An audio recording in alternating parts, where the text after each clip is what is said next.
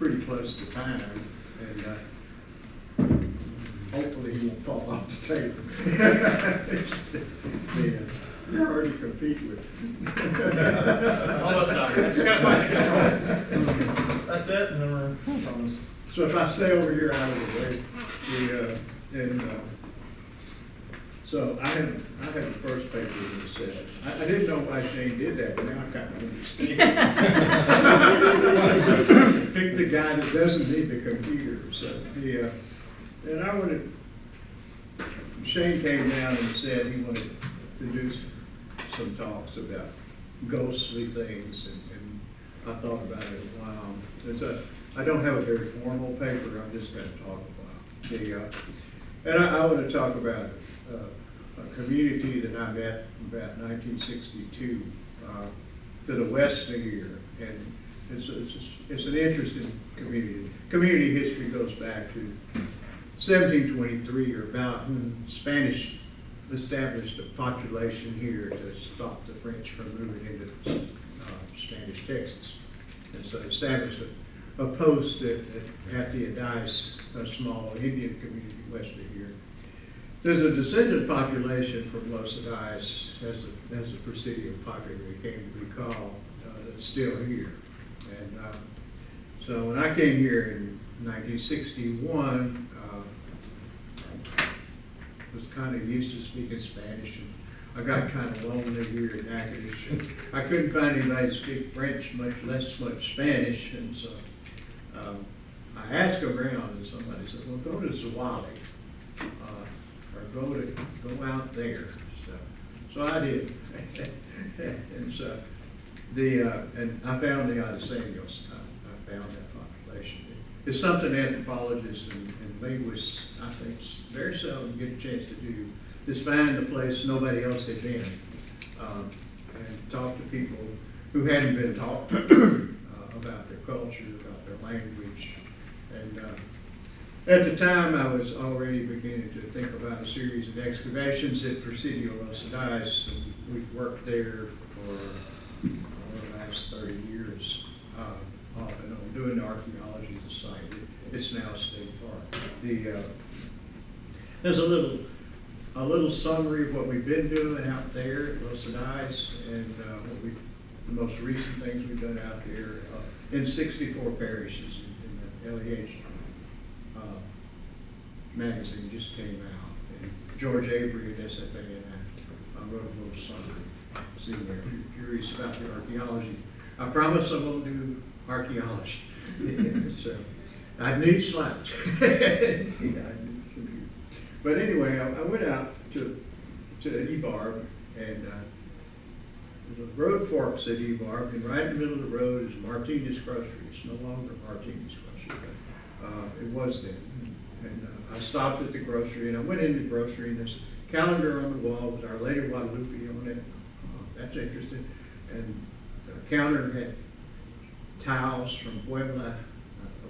Maybe this is the place to ask. And so I asked Lonnie Martinez, who ran the store, did he speak Spanish? No, but Daddy does. So he said, I'll close the store in a minute and take you to Daddy's house. And so Mr. Frank Martinez was in his late 70s, early 80s, lived across the road.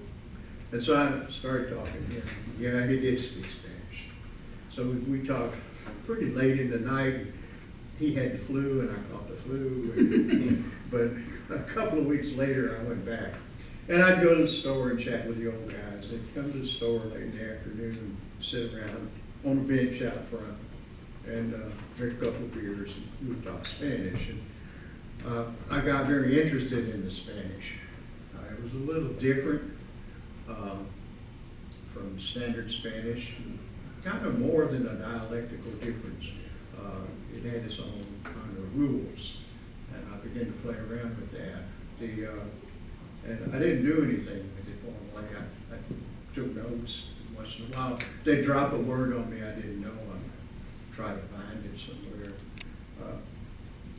But in the midst of all of that, I got passed from one person who spoke Spanish to another, until actually the language is dying out. So were the people who spoke it. and younger people weren't learning Spanish.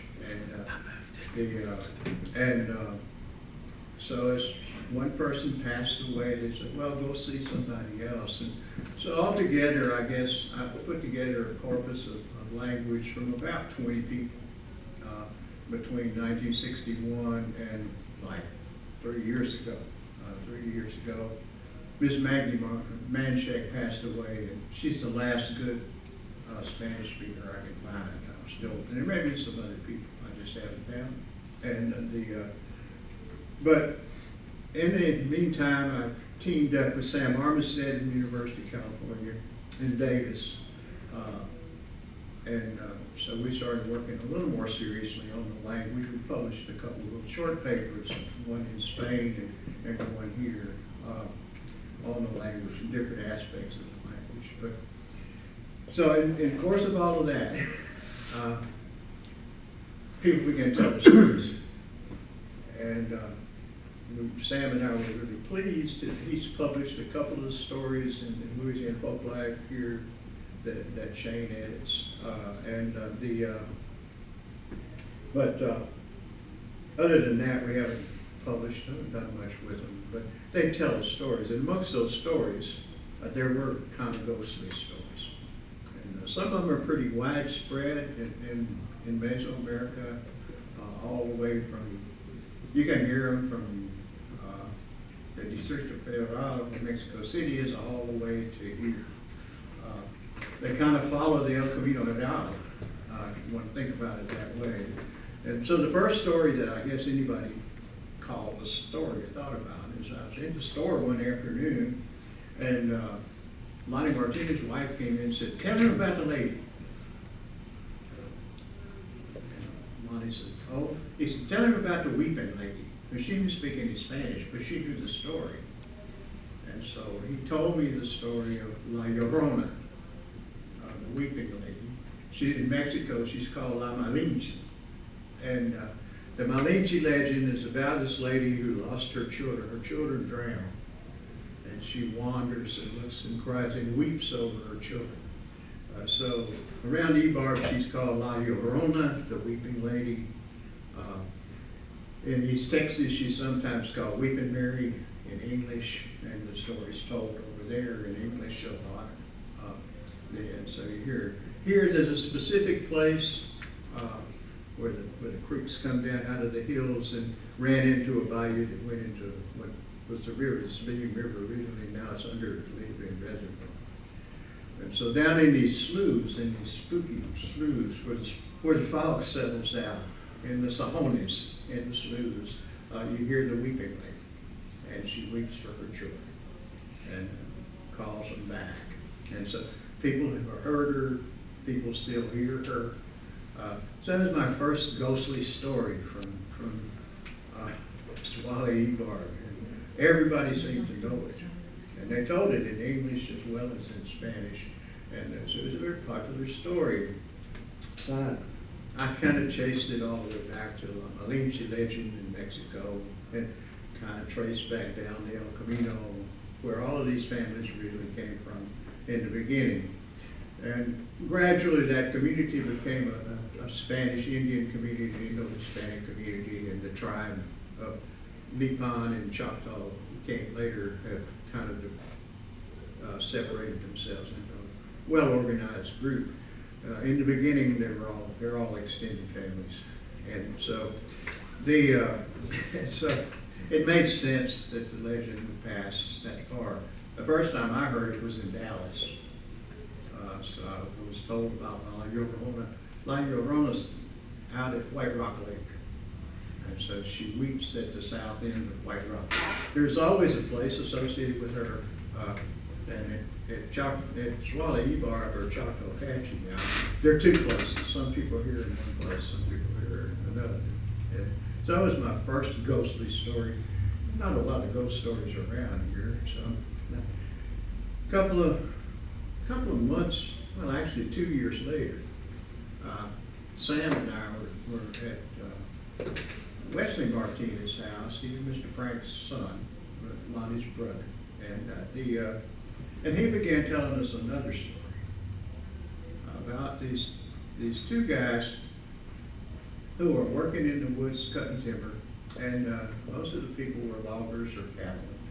And and he said, and he looked at me in Spanish and he said, "You know about the lady in black, la mujer vestida de negra?" I said, "No, I don't." And he said, "Well, you know, she shows up. She just turns up in the woods." And I said, "Really?" He said, "Yeah." He said, and so he told me the story about him and his friend who were cutting timber. And he said, "You know, I told him, you have to watch out because she's around here. She shows up around here." And so the guy told him in Spanish, "I'm not afraid of any expletive woman," in the very best Hispanic fashion. He said, and that did it. He said, "She walked out of the woods." And he threw his axe and ran like a dog. And so I hadn't thought about the story, really just before Shane started talking about this conference. I hadn't thought about la mujer, as they say in the dialect here, it's mujer. The terminal R's are dropped a lot in Spanish here. And la mujer vestida de negra, the woman dressed in black. And she's a beautiful woman with long black hair, and she's always dressed in black. And so they told me she'd appear here, yonder, and there. Different people had seen her. It's always a fright. She pops up out of nowhere. And so far, she's only popped up to men. And she doesn't seem to show up to women. Women have never told me this story. I don't even know if I'll have to ask, but I don't even know if the women know this. So I hadn't thought about it, but just before this conference came up, I was back at EBAR. Don Sepulveda, a friend of mine, and I were there driving around visiting folks. And I was looking for the road to Maggie Manchak's house. I got lost. But we stopped, and he wanted to take a couple of pictures. He's a photographer, and they're his people. So we stopped, and we were taking pictures, and the guy came out of his house and basically wondered what the hell we were doing in his yard. We were taking pictures. So he talked to me, and I told him I need to find the road back to Maggie's, and because I want to talk Spanish to her. And so I thought, well, maybe he speaks Spanish, but no, he didn't. But yes, he kind of does. And so he started talking. He started telling stories, and so guess what? He told me about the lady dressed in black, and his story was about this guy, a very cocky guy with a very beautiful horse, and kind of liked to show off, I guess. And he's riding through the woods, and suddenly the lady in black shows up. She appears on the road. But she not only appears on the road, she hops up on the back of his horse and scared the heck out of him. So he spurred the horse, and the horse starts to run and run and run. She's still hanging on. And but he got to a bridge that crossed the creek. And so it looked like he was going to cross the creek. She hopped off and disappeared in the woods. And so she stopped at the barrier. But it's the same story, the same kind of thing. Again, it's a guy, he's in a kind of proudful position, and she appears to him. Maybe if the guy hadn't smarted off, she wouldn't have showed up in the woods to the two guys cutting timber. Maybe if he hadn't been on a fancy horse doing his thing, she wouldn't have showed up to him either. But in both cases, it shares that kind of connection. And in both cases, it's a woman. It's La Llorona on one hand, it's La Mujer Vestida de Negra on another. And so I was thinking about the stories.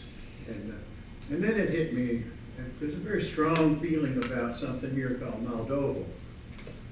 Maldojo is something that people kind of inherit the power to basically infect people with it. And so it's basically, some people say it's a disease, and it kind of is that. And so usually in the community, in a Hispanic community in Mexico, Texas, New Mexico, here in Spain, and even in some Arabic communities, there is this person. In the Spanish-speaking world, over here, it's inherited. People don't. They just kind of inherit this power. If they look at a person and they're authority, they don't need to touch you or be friendly with you. If they see a beautiful flower and they can't pick it, they can't have it, or a piece of fruit on the tree they can't have, and they look at it, they infect it, and the flower dies and the fruit falls, and the person gets really depressed and feeling really bad. So normally you can go back to the person who does it to you and they can fix it. Or you can find a curandera, a cure lady, and she can fix it, or a curandero can fix it. So there was a story, there is Maldojo, and people still understand Maldojo as such. And so I had a story about Maldojo, and about the lady with the power, and in the Choctaw community, Indian community here, it's always been a woman. And most of the time, even as far south as Mexico, it's still a woman. And she has this power. She may feel very guilty about it, pray a lot, try for it to go away, but she infects people inadvertently. And so there's Maldojo. People don't talk about it a lot, but people understand. In Texas, you hear about it in the hospital. You hear about it in the ER. If somebody will come in, and they'll send them back to a curandero, unless you've got a good nurse practitioner who knows how to cure it. So anyway, there is a story about it comes from Ibar, about this proudful man. He bought him a new buggy. It's back in the olden times. He bought this really new buggy, it's a shiny buggy, and bought him this brace of beautiful horses. And he went to the church. And as Mass led down on Sunday and everybody comes out of the church, he's driving around, showing off his horses, showing off his buggy, doing his thing. And the Maldojo, the lady with the power, walks out of the church, steps in front of his horses and holds up her hand, and they stop. And he can't get them to pull. So he pops his whip and they don't go. Pops his whip again and they don't go. And he begins to curse and pop his whip and they don't go. Everybody's stopped now and they're watching him make a fool of himself. You know, she's standing there and the horses are on their knees. And then she puts her hand down, walks away, and the horses get up and trot off. And she has this power over horses.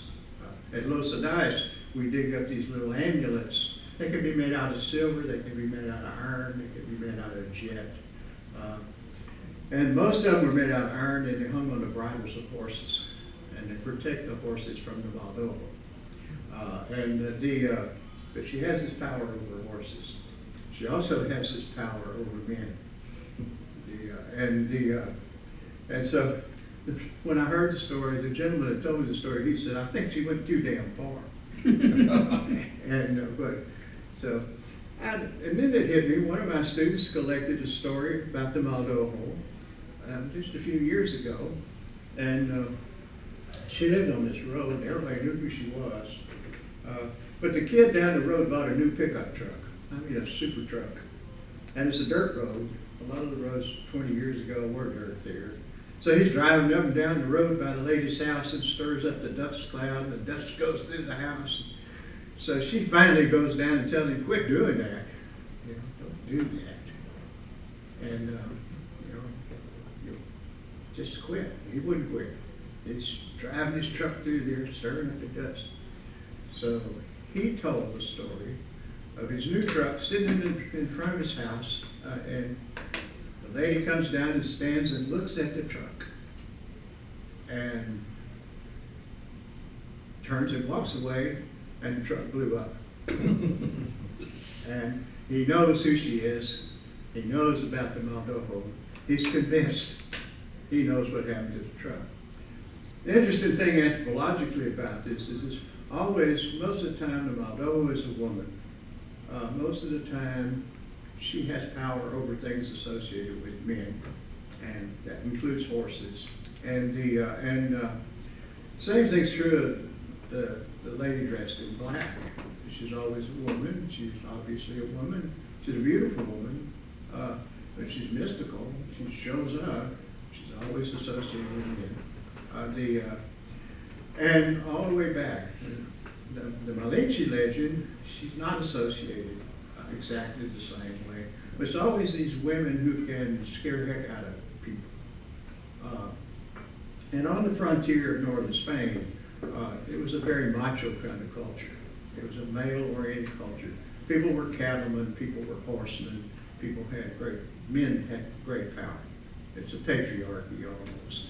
And women had subservient roles. It was very hard for women to be subservient. And yet you have these stories of these particular women who have superpowers, these mystical women who scare men, frighten really fierce men, who control really proud men, who put them in their place. And so there's this equalizing thing in the culture. It's a gender thing that works, but it works through these stories. And so you can tell us stories about all these powerful women. Women, you ought to be really careful with that lady because she might put the evil eye on you. She might blow up your pickup truck. So I just picked up these little stories. So they're ghostly stories, they're spooky stories, but they have a function, I think. They're still there. People tell them in English now. They've forgotten the Spanish, unfortunately, and they can't tell them like I heard them. But they're still telling them. So these are stories that have existed in these communities here from at least probably the 1700s, and have been passed down from generation to generation. And they get told informally. Somebody will just pop up, like the lady said in the story. Tell them about the lady, tell them about the woman, and you'll hear the story. So that's kind of what I was going to talk about. And those are my stories for the day. But also, I'm still thinking about. I'm hoping I have some students who collect some more stories, but I would like to find some more ghostly stories and see if they have that same gender function. They're told about women as opposed to told about men. Men's stories here about other kinds of things. They're about knife fights, they're about physical violence and things that men get involved in. But women find status in the story, so one way or another. And they have power.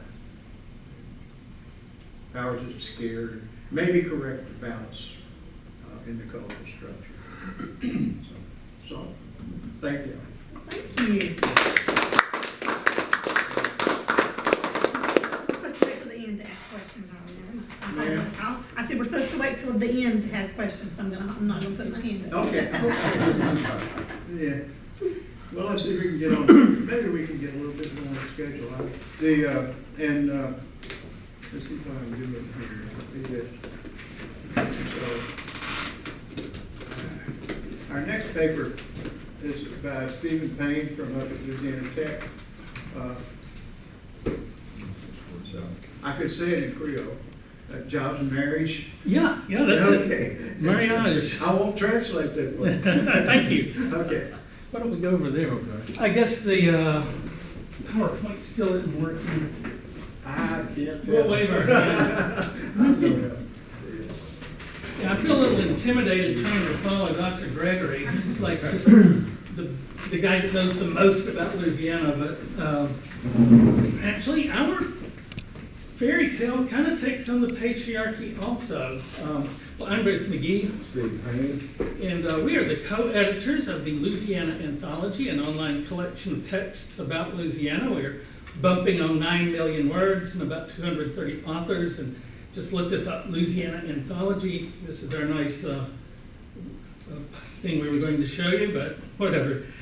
Today we're talking about the Mariage Djabe, which is a Creole story we have on our website, collected by Alcee Forche down at Laura Plantation 100 plus years ago. We have the tale in Creole on our website, which I cannot read. Fortunately, we have Dr. Forcher's translation as well. So if you're interested, you can read the whole thing.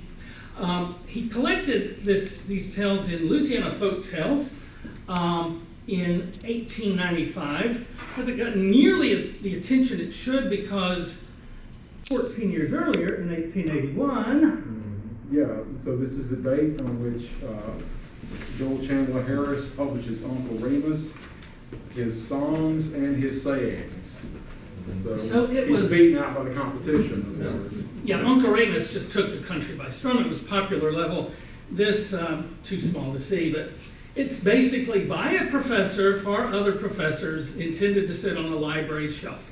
And that's what it's done for most of his existence until the internet came along and allowed him to escape out. But the stories of Compere La Peine, these are the Louisiana versions of Brer Rabbit, and so they're very interesting. This one does not have our friend Compere La Peine. Instead, it has Djabe. And who is Djabe? Spelled D-G-A-B-E. So who is Djabe? Well, Forche calls him the devil.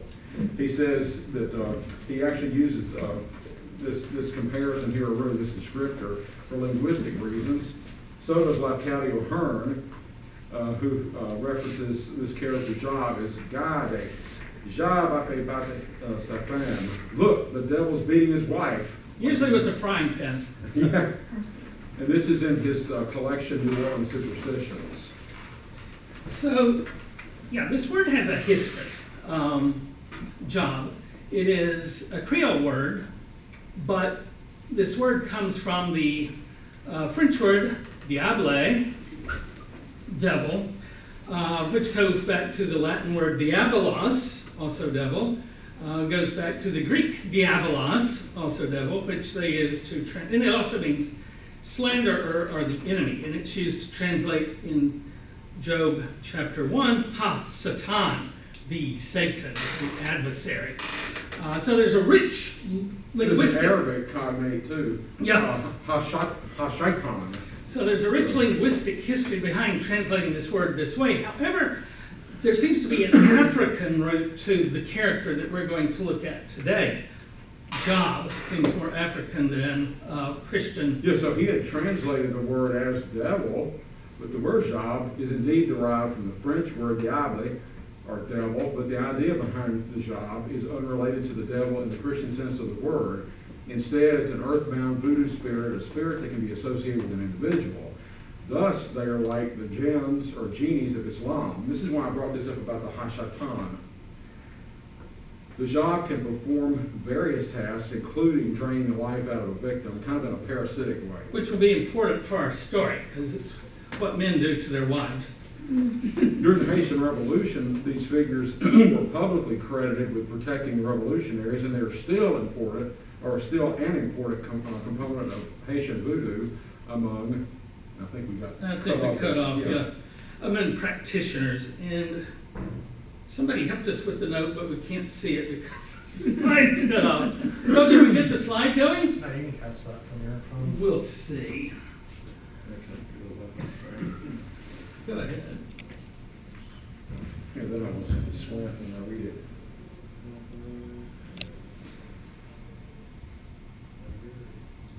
It's 225A 207.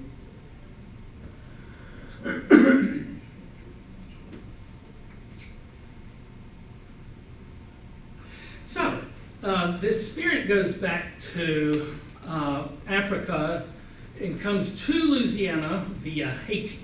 There was a large Haitian immigration to Louisiana, which has, especially South Louisiana, especially New Orleans and the areas around it, affected the culture and left an imprint so that stories like this could be passed along.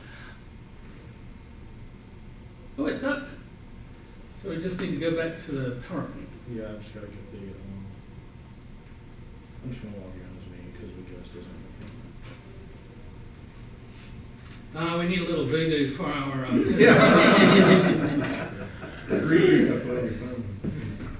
Somebody forgot to kill a chicken. I tried to do my share last night at Maglio's. What did we have? Shrimp. I had shrimp. You had something. Should have had chicken.